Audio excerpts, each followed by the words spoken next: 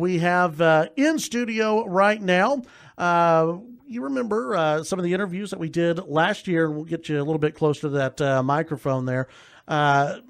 In the Institute for Western Civilization over at Texas Tech brought in some great speakers last year discussing the Constitution, discussing freedom, and we're doing that again, aren't we? We are indeed.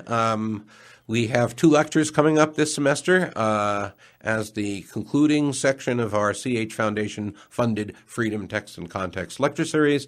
Today, it's Bill McClay from the University of Oklahoma, and in November, it will be Stuart Taylor, who's an authority on political correctness from the Brookings Institute. Dr. McClay, welcome to the show, and welcome to Lubbock. It's great to be here. It's my first time in Lubbock. I'm really having a great time. It's a beautiful area. What do you, I guess you already have the speech ready to go, but what, in a nutshell, will you be discussing this week? Well, what I'm really interested in is the question of the role of experts in our society, but I'm folding it into a more general view of the Constitution, of where our Constitution is in many ways imperiled, partly by the fact that people in this country don't understand what it is and what it's for, what kind of document it is, what kind of regime it creates and upholds, and we feel the need to push back on that.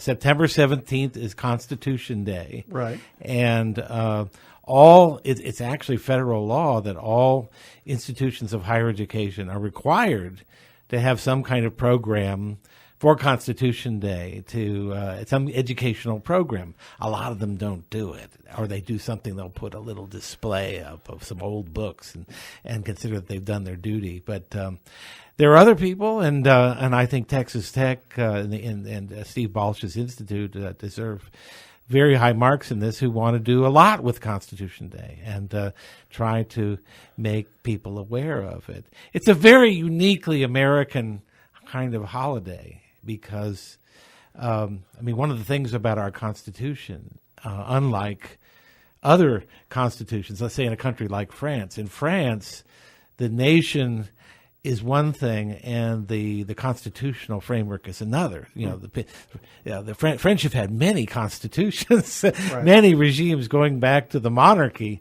We've only had really one. We did briefly have the Articles of Confederation, but we've really been under the Constitution for nearly 230 years, and so our national identity is bound up in the Constitution. So, it's a terrible thing that we've lost touch with an understanding of what it is and what's unique about it. The lecture this evening from 5:30 to 7 p.m. over in the English and Philosophy Building, room 001. It's Freedom in the Constitution.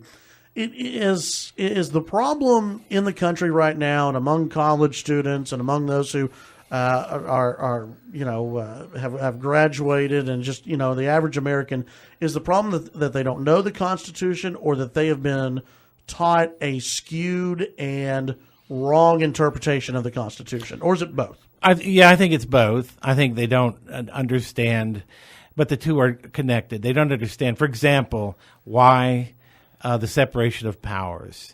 The separation of powers between the executive, legislative, and judicial branches, the way that each of those branches can have a counteracting force on the others, some independent authority, and also some accountability to the others. Why this is a good thing. All people look at is, it's so difficult to get things done. Why not have an executive who says he has a phone and has a pencil? No particular presidents in mind here, but and skip the intermediate steps, skip the Congress, skip the elected representatives of the people, and to go to the subject of my talk tonight, let the people who have expert knowledge operating through the administrative state rather than through our constitutional institutions, let them make the changes that need to be made. We don't need to make laws. We'll just promulgate regulations and use executive authority. It seems so much simpler. It seems so much more direct. That was certainly the way it looked to Mussolini and Hitler and Stalin. But our system is built around the presumption that anytime you concentrate power too much, you're in trouble. Dr. McClay, you're going to be speaking tonight. Steve, this is open to everybody, though, right? It's not just college students, correct? Anybody at all. Anybody who wants to preserve our Constitution is especially invited to come. Yeah, and this is tonight, 5:30 to 7 p.m. in the English Philosophy Building, room 001.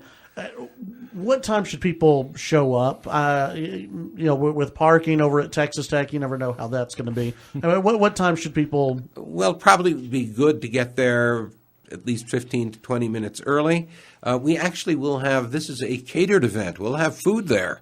So if you want some food for the stomach as well as for the mind, you'll get both. But you'll have to come a little early for that before it's all gobbled up. Very good. And we're going to be seeing you in the next few weeks as well, correct? We'll be bringing Stuart Taylor over here in November. And actually, we have a whole battery of speakers. Great. We'd like to have you interview all of them. Absolutely. We appreciate you coming in. And Dr. McClay, welcome to Lubbock. Thanks for stopping by today. Thank you. It's my pleasure.